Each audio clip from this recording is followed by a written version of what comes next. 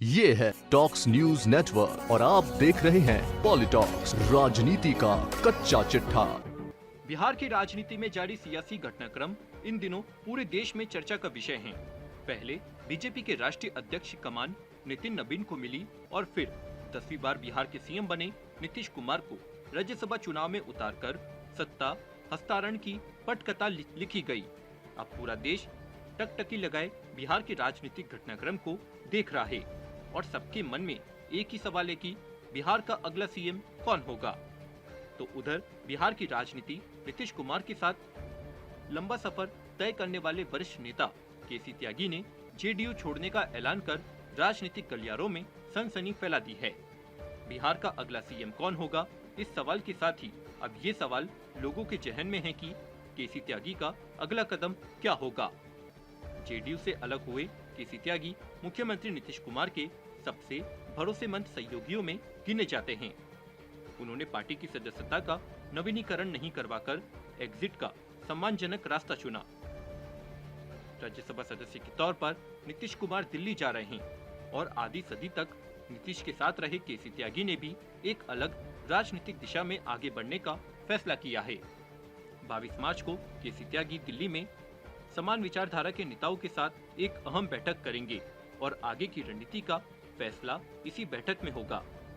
केसी त्यागी ने पार्टी से अलग होते हुए नीतीश कुमार के प्रति सम्मान व्यक्त किया है और कहा कि पार्टी से उनकी दूरी का मतलब उनके निजी रिश्तों में कोई दूरी आना नहीं है। दिल्ली में आयोजित बैठक में केसी त्यागी मौजूदा राजनीतिक स्थिति पर चर्चा करेंगे और आगे की रणनीति तय करेंगे।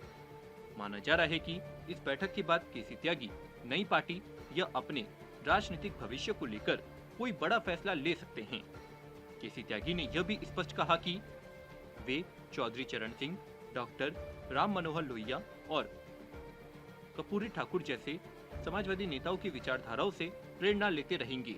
उन्होंने किसानों, गरीबों और समाज के वंचित वर्गों के हितों के लिए काम करते रहने का संकल्प लिया।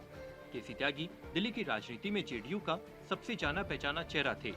राष्ट्रीय मीडिया के साथ उनके मजबूत तालमेल और साथ ही विपक्षी नेताओं के साथ उनके सौहार्दपूर्ण संबंधों ने नीतीश कुमार के लिए एक अहम ब्रिज का काम किया।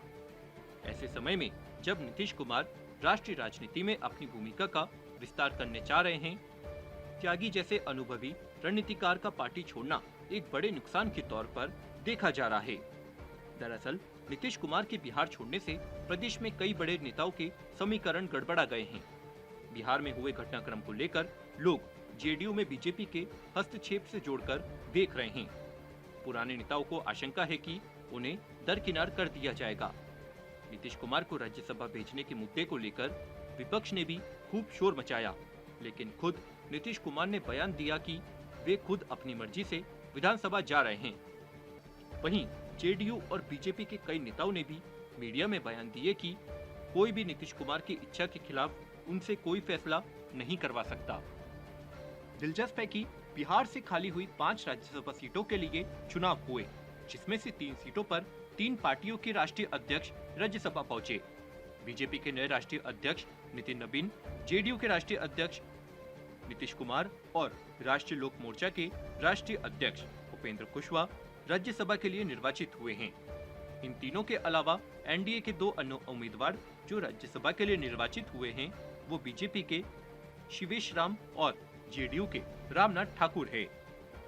बिहार में चल रहे घटनाक्रम को लेकर लोगों में खासी बेचैनी है। नीतीश कुमार के फैसले से उनके समर्थक भी हैरान हैं। नीतीश कुमार राज्यसभा जाने के फैसले पर कुछ लोगों ने तो यह तक कह दिया कि ये तो जीडीपी से सिपाही बन जाने जैसा है। पॉलिटॉक्स ब्यूरो, बिहार। ये है टॉक्स न्यूज नेटवर्क और आप देख रहे हैं पॉलिटॉक्स, राजनीति का कच्चा चिट्ठा।